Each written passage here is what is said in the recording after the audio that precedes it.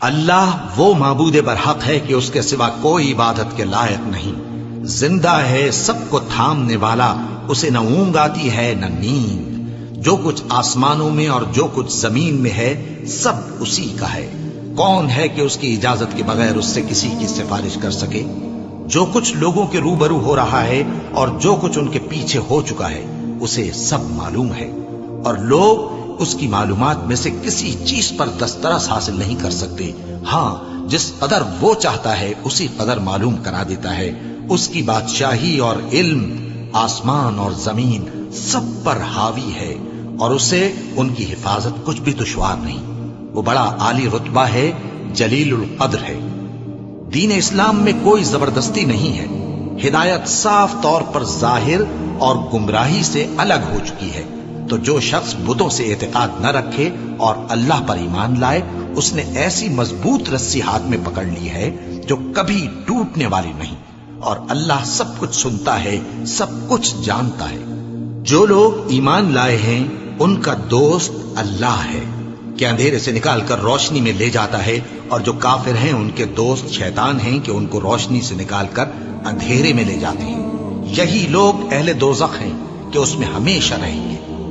بھلا تم نے اس شخص کو نہیں دیکھا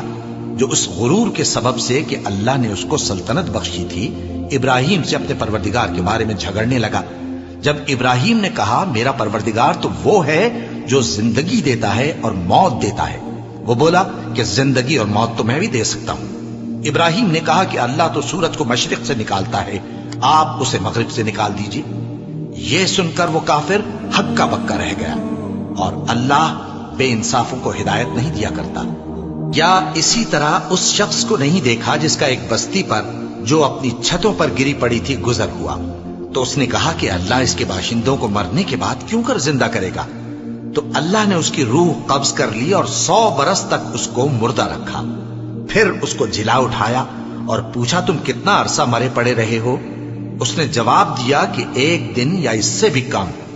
اللہ نے فرمایا نہیں بلکہ 100 برس مرے رہے ہو، اور اپنے کھانے پینے کی چیزوں کو دیکھو کہ اتنی مدت میں مطلق سڑی بسی نہیں، اور اپنے گدھے کو بھی دیکھو جو مرا پڑا ہے۔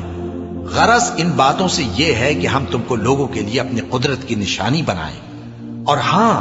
گدھے کی ہڈیوں کو دیکھو کہ ہم ان کو کس طرح جوڑے دیتے اور ان پر کس طرح گوشت پوست چڑھائے دیتے ہیں۔ جب یہ واقعات اس کے مشاہدے میں آئے تو بول اٹھا کہ میں یقین کرتا ہوں کہ اللہ ہر چیز پر قادر ہے۔ اور جب ابراہیم نے اللہ سے عرض کیا کہ اے پروردگار مجھے دکھا کہ تو مردوں کو کیوں کر زندہ کرے گا، اللہ نے فرمایا کیا تم نے اس بات کا یقین نہیں کیا؟ انہوں نے کہا کیوں نہیں، لیکن میں دیکھنا اس لیے چاہتا ہوں کہ میرا دل اطمینان کامل حاصل کر لے۔ فرمایا کہ 4 پرندے لے لو، پھر ان کو اپنے سے ہلا لو اور ان کے ٹکڑے ٹکڑے کر دو، پھر ان کا ایک ایک ٹکڑا ہر ایک پہاڑ پر رکھ دو، پھر ان کو بلاؤ تو وہ تمہارے پاس دوڑتے چلے آئیں گے، اور جان رکھو کہ اللہ غالب ہے، صاحب حکمت ہے۔ جو لوگ اپنا مال اللہ کی راہ میں خرچ کرتے ہیں ان کے مال کی مثال اس دانے کی سی ہے جس سے 7 بالیں اگیں اور ہر ایک بال میں 100 دانے ہوں، اور اللہ جس کے اجر کو چاہتا ہے اور زیادہ کرتا ہے، اور اللہ کشائش والا ہے، سب کچھ جاننے والا ہے۔ جو لوگ اپنا مال اللہ کے راستے میں صرف کرتے ہیں پھر اس کے بعد نہ اس خرچ کا کسی پر احسان رکھتے ہیں اور نہ کسی کو تکلیف دیتے ہیں، ان کا صلہ ان کے پروردگار کے پاس تیار ہے، اور قیامت کے روز نہ ان کو کچھ خوف ہوگا اور نہ وہ غمگین ہوں گے۔ جس خیرات کے دینے کے بعد لینے والے کو ایذا دی جائے اس سے تو نرم بات کہہ دینی اور درگزر کرنا بہتر ہے، اور اللہ بے نیاز ہے، بردبار ہے۔ مومنوں،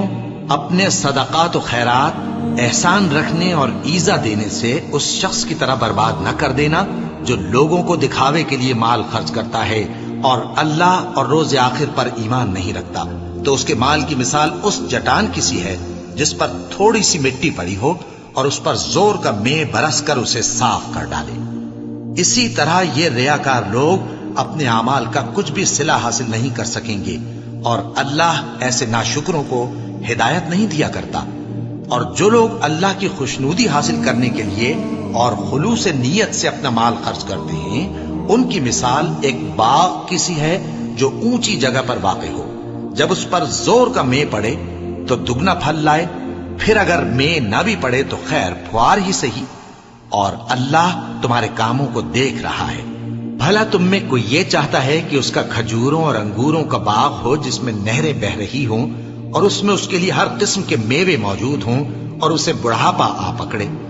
اور اس کے ننھے ننھے بچے بھی ہوں، تو ناگہاں اس باغ پر آگ کا بھرا ہوا بگولا چلے، پس وہ جل جائے۔ اس طرح اللہ تم سے اپنی آیتیں کھول کھول کر بیان فرماتا ہے تاکہ تم سوچو اور سمجھو۔